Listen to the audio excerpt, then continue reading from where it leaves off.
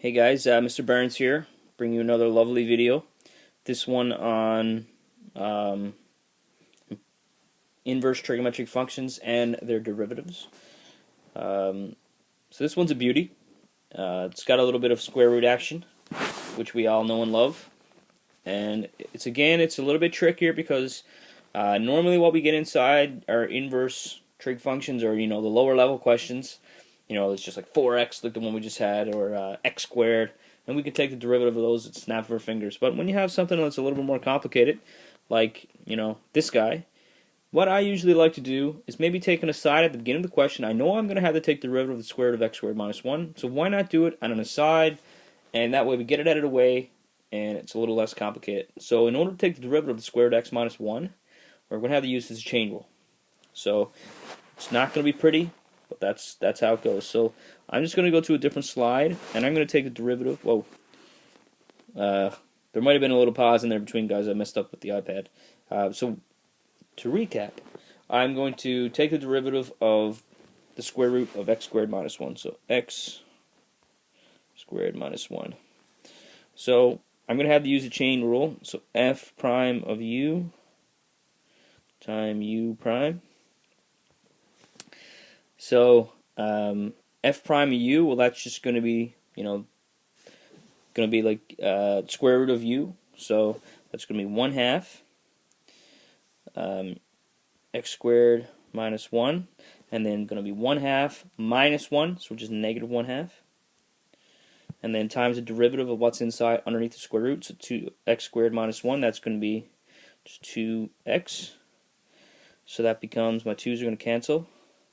This becomes x over square root of x squared minus 1.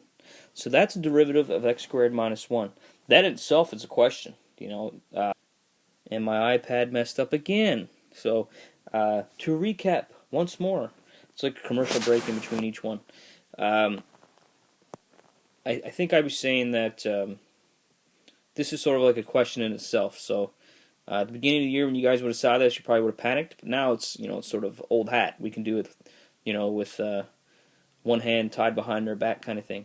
So, but now we need to apply it in a bigger context. So now it's even more important to make sure we get the derivative correct. So now we have this done. So what we're going to do is we're going to apply it to the next step. So let's look back. So I know what the derivative of tan negative 1 is, of course, if I know my inverse derivatives simply. So 1 over 1 plus u squared. So, of course, u in our case is the square root of x squared plus minus 1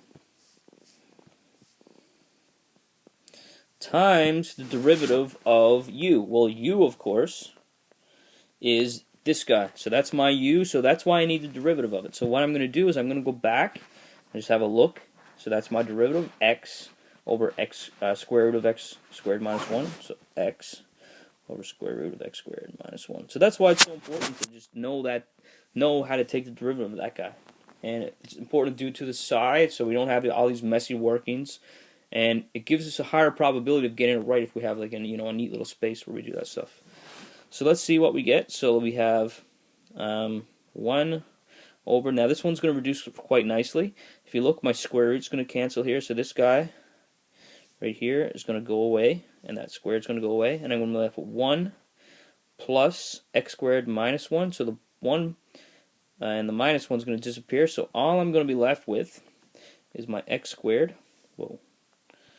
my x squared times my x over x squared minus 1. So I'll just go to the next slide there.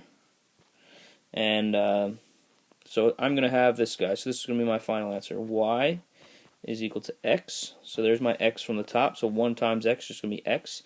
And then on the bottom, I'm going to have x squared times the square root of x minus 1. So x squared, square root, x squared minus 1. And that's y prime. So there it is. So that's a little bit more of a complicated question. I like that question. That's a good question.